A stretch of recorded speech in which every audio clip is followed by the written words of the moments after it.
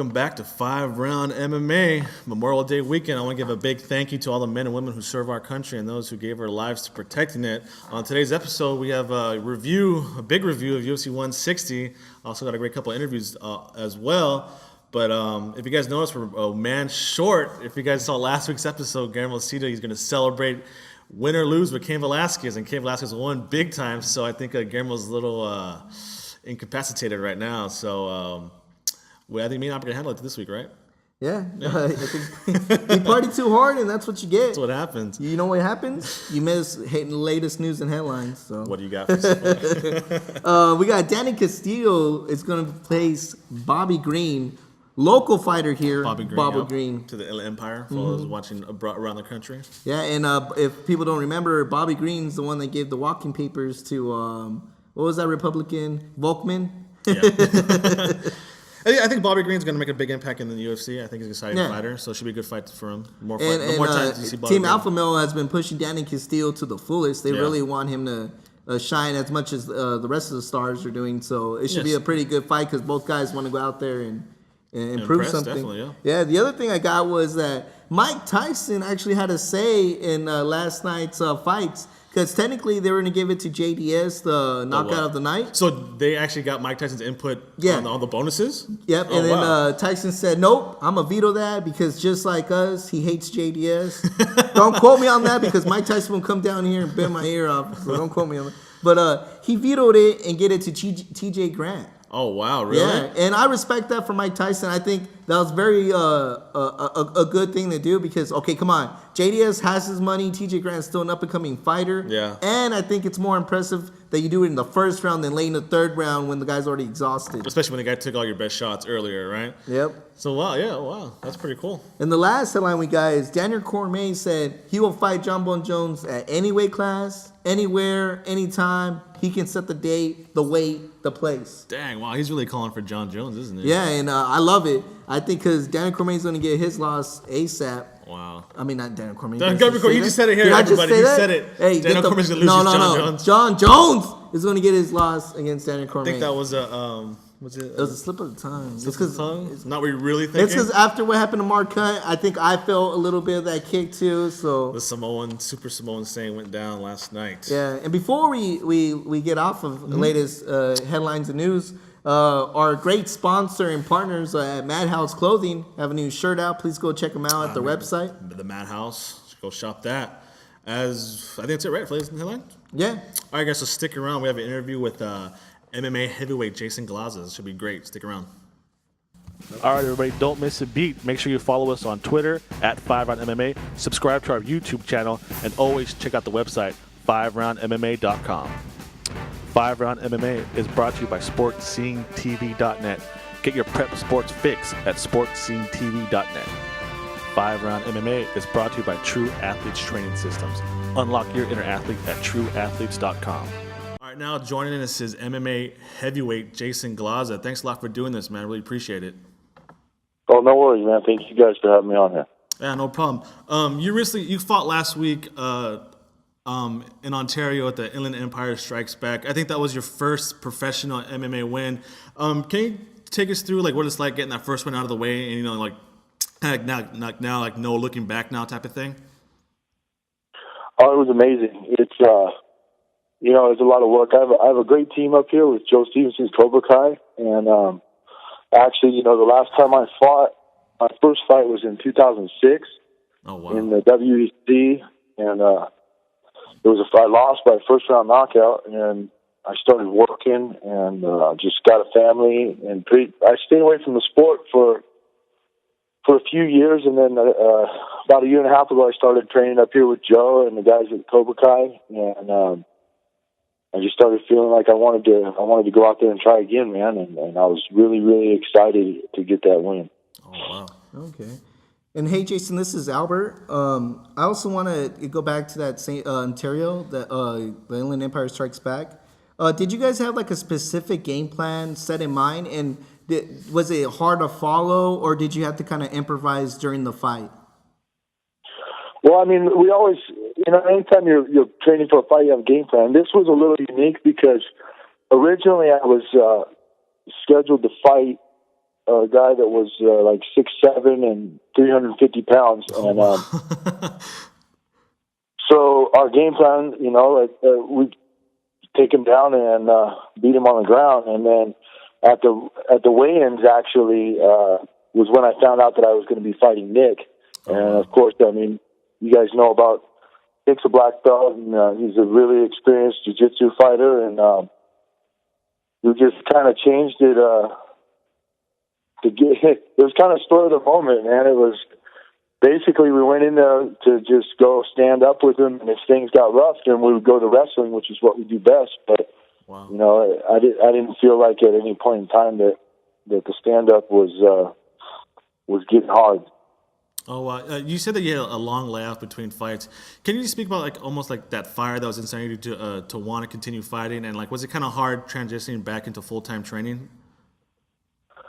Well, what inspired me was it just never sat well that I fought once in 2006 and I lost, and then it always was kind of burning me up that I didn't do it anymore, and what inspired me to start training again was. I got laid off last year, and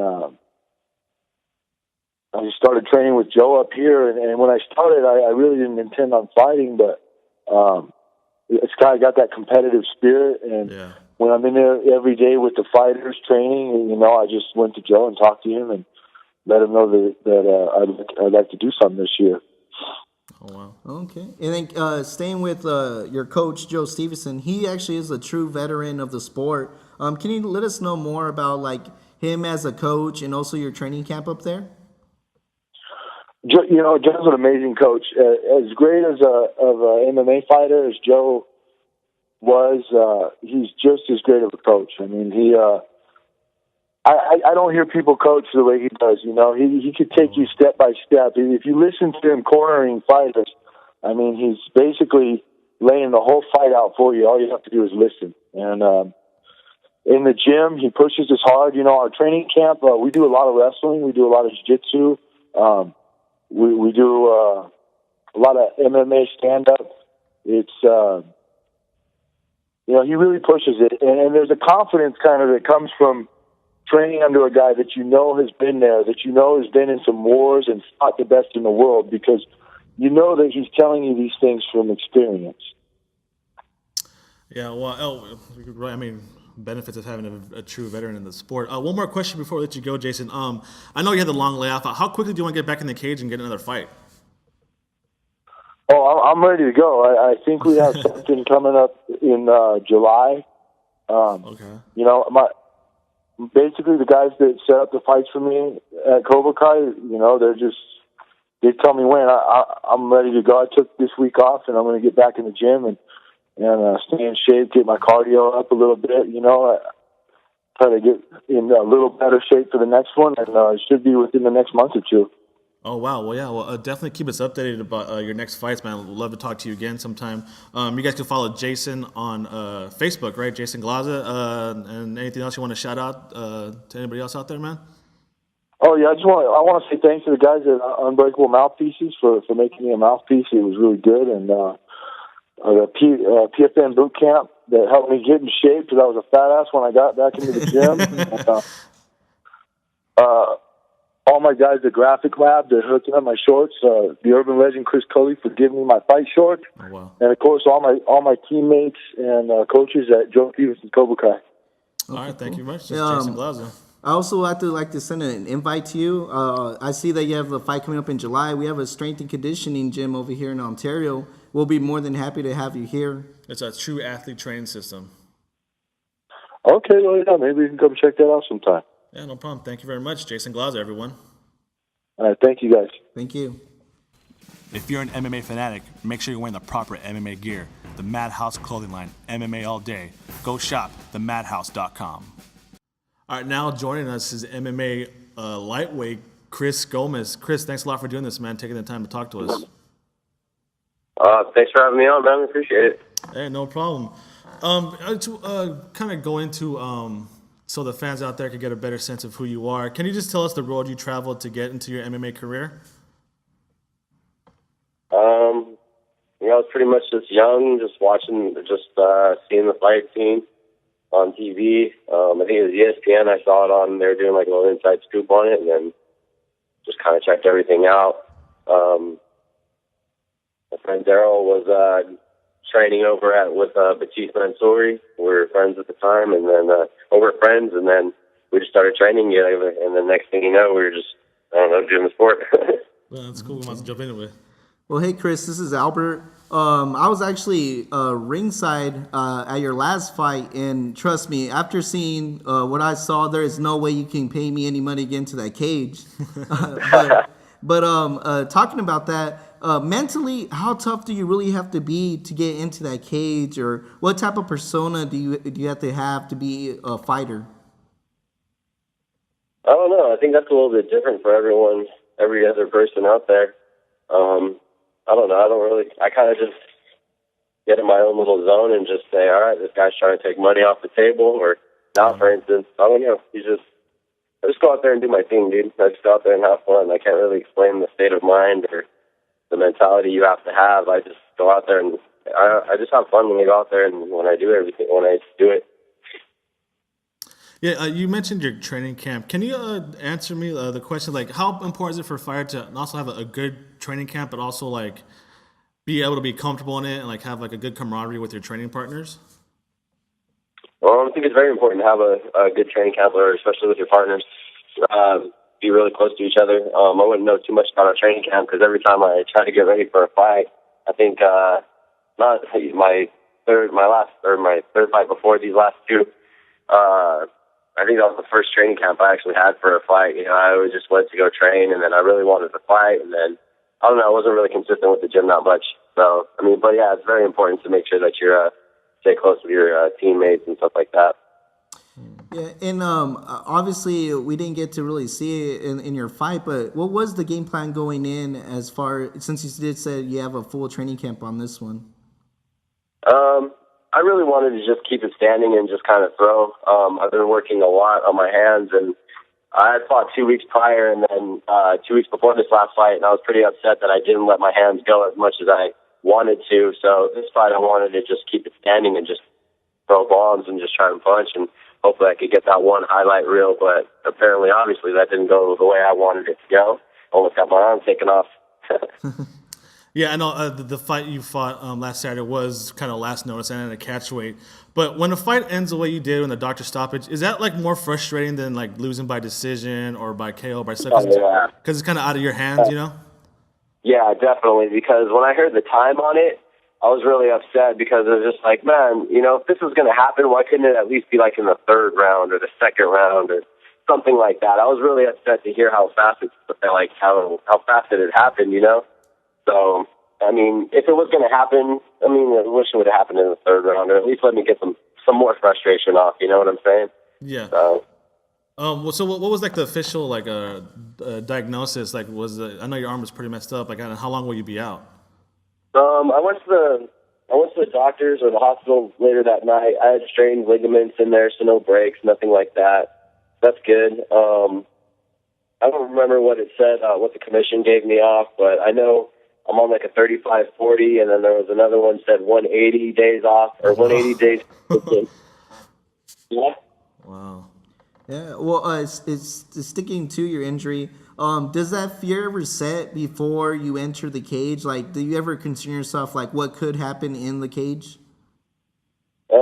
I envision me winning a lot. I don't know, maybe I need to start going up and looking up some different things to do, but, you know, I just imagine everything going my way, and I don't know, I know that I'm going in a battle, dude, so there's no other way that I can really answer it, you know? It's just kind of, I just kind of get my own little thing, you know, just I go in my own little dance, I guess is what I can call it. Yeah. So, like, one last question before we let you go. Like, when a fan sits down in the stands and sees you fight for the first time, what can they expect to see from a Chris Gomez at his full potential? Chris Gomez at my full potential is someone that's definitely wanting to put on a show. I don't care who the person is, and whoever it is standing across from me, I'm gonna give it all and give it my 100% every time. So if you catch me fighting again, hopefully you can see me to my full potential. That's where I'm going to be. So just expect something good, especially from the new one that's coming out. Yeah, no, definitely, Chris. We do wish you a speedy recovery, and definitely keep us updated here about your next fight and stuff like that. We'd love to have you on again at a different time. All right. Cool. Thanks very much for having me. I appreciate it, guys. Yeah, no problem. You can follow Chris Gomez on Twitter at GoGoGomez155. You have any shout-outs you want to give out before you leave? Thanks to my family, all my friends over there, my girlfriend Maria. We got our baby girl on the way. Named Isabella. All right, cool. That's it. All right, thanks, Chris. Really appreciate it, man. All right, guys. Have a good one. Thank you again. You too. If you're an MMA fanatic, make sure you're wearing the proper MMA gear. The Madhouse clothing line, MMA all day. Go shop, themadhouse.com. All right, UFC 60, the dust has settled. I know we're affected by it. We're a man short. You're mentally unstable right now because of Mark Hunt's loss. Your initial thoughts and reactions from the card as a whole? Amazing, good card all around, you think? It was an amazing card, but the only thing I have to say is that Goku even has his losses, and I mean he has even passed away. He had to get brought back from the Dragon Ball a few times. So now that Mark Hunt's got out of the picture, are we gonna be done with Dragon Ball Z reference for a while? Unless I can assemble all 7 Dragon Balls, it's done for Mark Hunt. Before we start dissecting the main card, do you have any fights from the undercard that you want to highlight, maybe? Oh yeah, the first thing I want to highlight isn't Khabib, but it's our boy Dennis Bermudez. Even though he had a controversial decision, still a win, right? I mean, Max Holloway is no joke, and that is a huge win. And I think now he's showing that he's 2 fights away from being a true contender. Wow, really? Yeah. And then the other one is Bowles got. Brian Bowles, man, knocked out. What's wrong with this guy? I don't know. He was WC champion. He had all this hype. He was undefeated.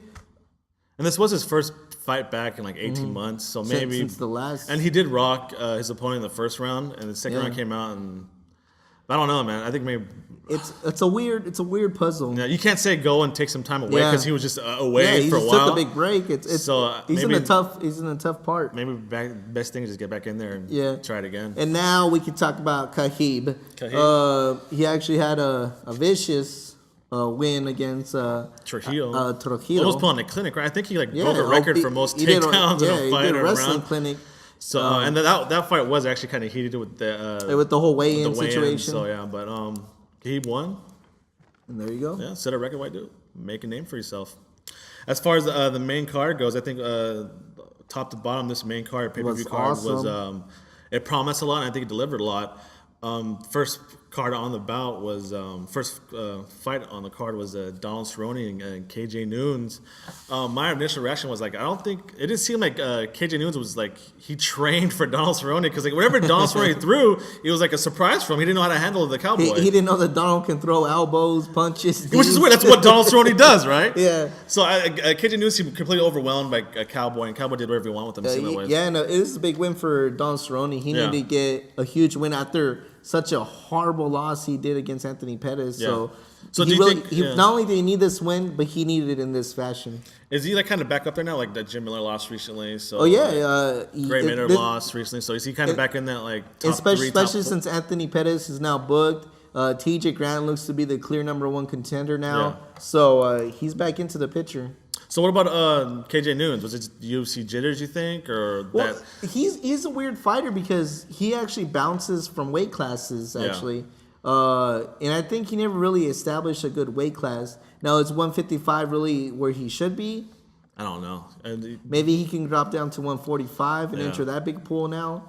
But it's an interesting. I mean, he did lose to Ryan Couture in a controversial decision. Yeah. But I mean, Ryan Couture isn't a top 10 either, so you might want to start switching classes. I know UFC 155 division is kind of a hard division to make a name for yourself. You have to be super because that's a super stacked division.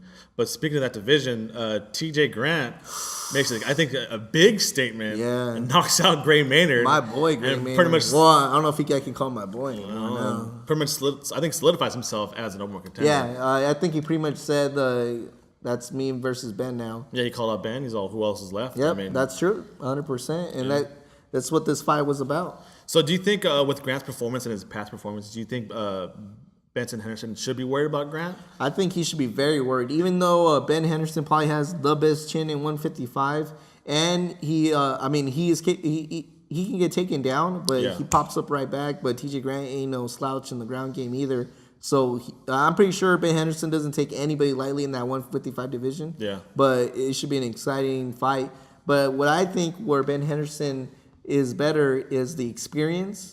Yeah. And the fact especially that, in the big moments. Yeah. Like, how many title fights has he had already? And they Yep. all go the distance, and he comes out cleaning every one of them. when he So, gets yeah. to that 4th and 5th round, That's when he that's shows Ben Henderson's home True right there. championship poise. Yep. I know, especially because TJ Grant, he always pushes the fighters, and like, a lot of Benson's previous opponents kind of wait for him to do the work Yeah. first. So it's be interesting to kind of see a guy who actually goes forward. Another guy who went forward is Anthony Pettis, and Benson Henderson, and did end up losing that fight. So maybe And a controversial. yeah. So maybe if a guy who can provide problems for Benson will be a guy who pushes forward like Grant Yep. does.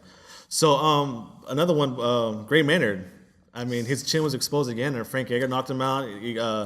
He won that kind of boring fight against Clay Guida, and he got knocked out here. So I mean, So what sucks? At 155, he has to start back from the beginning. that's no easy task, man. Yeah, or he has to switch classes. But I don't even think he can drop. make I don't think he can make 145. 145, and he's too small for 170. Oh yeah, no, I don't even think so. He's So kind of 155 I think he has to go bust, back to the drawing board, maybe switch camps, or maybe stay at AKA for a full camp. yeah, because I know he was bouncing around a lot Yeah. after Extreme Couture. He left, had a falling out with them. Didn't like it there. Yeah. kind of bounced around, but yeah, I mean, Gray Maynard We- went from epic fights to he now. needs a big win and a win in the win column. Yeah, just get a win in there. Glover Teixeira. Our good friend Glover Teixeira. Make sure you guys see on Facebook. Give us the high five. Right? Like I said, I never go against a personal friend, and I know you shouldn't, right? And Yep, you and he you showed, proved and- right and in this one. He didn't win. Show me why we should never go against a friend because you get choked out if you do. Now let me I'm Glover Teixeira is good, technically sound perfect, but Joe Rogan keeps saying this Glover Teixeira is the best fighter you guys never seen, blah blah blah blah. But he's fighting not guys who aren't in the top 10. Actually, he James fought- Tuhuna's tough dude, but he's nowhere. Yeah. He's not even in the top 10. He has actually never fought anybody in the top 10. Even when he fought Rampage, that wasn't Rampage top 10. So we don't even know where he's at. But Yeah, compared to but we can't really blame him since nobody wants to fight him anyway. Yeah. So it's a tough position that he's in because he hasn't faced someone in the top 10. But he did say he wanted the winner out of Dan Harrison and Rashad Evans, Yeah. which is a good way to go. I personally would just throw him into the Wolves and say, after Daniel Cormier versus John Jones, you get winner. Yeah. Yeah, but you put in some fresh new names, new people into that mix. I mean, Machida's my boy and everything, but I think it's better for the sport to introduce someone new against Jones. Yeah. So I hope they just throw him into the Wolf. Yeah, you can tell they're trying to get him a title shot, but it's kind of hard to justify him getting When a title there's shot no when he's good- fighting yeah. guys 15 ranked in the world, 12, 13, 16. Yeah. I mean, I But keep again, I keep hearing this great Glover Teixeira, but like, of course, no disrespect to James Tuhuna, you're supposed to beat up James Tuhuna. Yeah. I mean, you're supposed to beat up an old Rampage, but it's kind of like, well, it's not really. It's not his fault too, because Yeah. nobody wants to fight him. But hopefully he gets a step up competition next fight. I really want to see this guy against the top level competition in the world.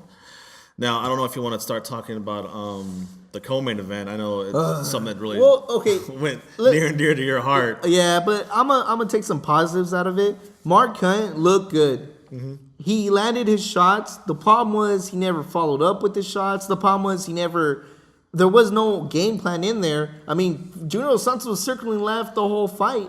All he had to do was time a good one, just like Dan Henderson, and it would have been good, But I think it was the lack of preparation in Mark Hunt's part. Even though he came the best prepared, I think Mark Hunt has ever come. Yeah. And I mean, he was close. If anything, I think that I don't care what anybody says. This is worse for Junior Dos Santos because he was very vulnerable in that fight. Yeah. I saw a lot of running from JDS. I don't care what he tells you in his trailers. I don't care what he tells you in the promotions. He was running from that fight. He did not want to step up and fight one-on-one Mark Hunt. When Mark Hunt was exhausted, it's when he started attacking and he landed that roundhouse kick. Well, you can't really blame the guy for not wanting to stand up with Mark Hunt. Who does yeah, want that's to? I true, mean, Mark Hunt had a quick jab and knocked But JDS you have to agree. back, I think JDS showed that he's more vulnerable than this Superman that he claims he is. I think for me, what I saw was I didn't see a new evolved JDS. I don't think he learned a lot from that loss from Cain Velasquez, because when he came in, overhand right, I could take it down when I want to, so I took him down.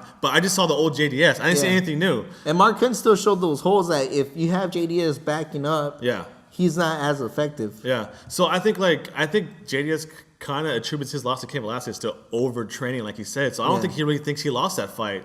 So I didn't see him evolve at all this one. I saw the same old JDS. No, true. So I think the legend of Mark Hunt is growing even bigger now, because that first round, he should have been out in the first round. Yeah. With that vicious right hook that knocked him down, he's rolled up and got back on his feet again. And that's the other thing too. I need to look up what it means that you cannot hit a person in the back of the head. Because it looks like JDS was just going for the back of the head. Well, he hit him so hard that his ear started bleeding, right? Yeah, and that's back of the head. So, I mean, I don't know. I'm not a referee or on the commission, but maybe we get a rule book here. If you guys have a rule book, send it to us. We'll start dissecting that thing. But main event now was... went exactly the way everybody thought, the way we kept saying it. I never took Bigfoot seriously once. Yeah. I mean, the guy was growling the whole time. I didn't know what he was saying, so I didn't try to listen to him. Because in all honesty, his biggest strength is his biggest weakness. And that biggest strength you cannot change, which is his size. And I mean, you can't get faster with his body structure and size like that. Yeah. So I had no idea how he was supposed to not get hit by Cain Velasquez, who probably has the best boxing in the heavyweight division, who is one of the fastest fighters in the heavyweight division. Yeah, I couldn't fathom how he was going to increase his speed or his timing or anything like that because of the way he's built. Yeah, and that's exactly what happened. Yeah, I know the UFC had to try and sell a fight, and they kept saying that it was going to. But I mean, I think didn't Cain finish his fight quicker than the first one? Yeah, and he not only that, but he showed he was even more impressive. Yeah, I think Cain's really shown like he can beat you anyway. Really, stand up. I mean, I think he's evolving more than JDS is. Yeah, I mean, obviously these guys are going to fight a bunch of times more, JDS and Cain. But I think as of right now, Cain Velasquez is a little ahead of the race as far as evolving as a fighter.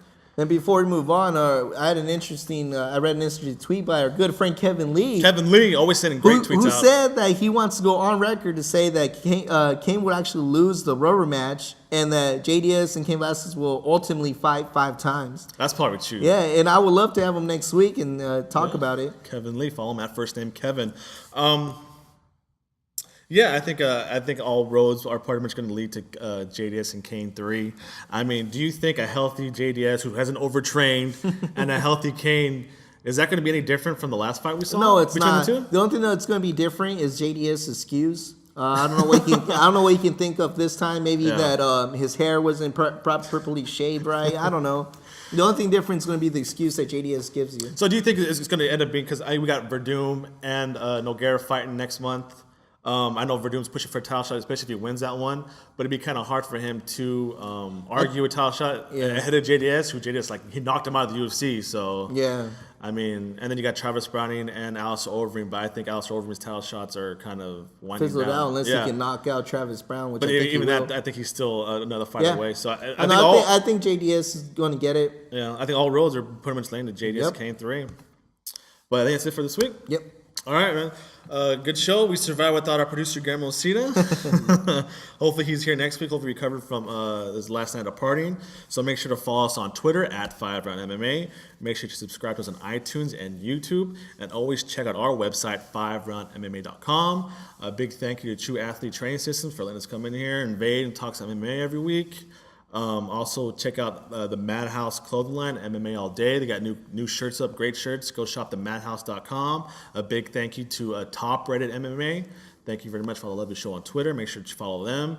And Albert, got some final words? Yeah, just like you said, it's a phenomenal gym here. If you did party too hard like our producer Guillermo Cita, please come in to True Athletes and sweat it out. They do have a 5-day free pass. I mean, you can't pass that up. Yeah. I'd like to thank our producers, Ruben Lopez and George Carrillo. Also, our interviews today, Jason Glaza and Chris Gomez. Big thank you for taking the time to speak with us. Our executive producer Guillermo Cita, who's not here.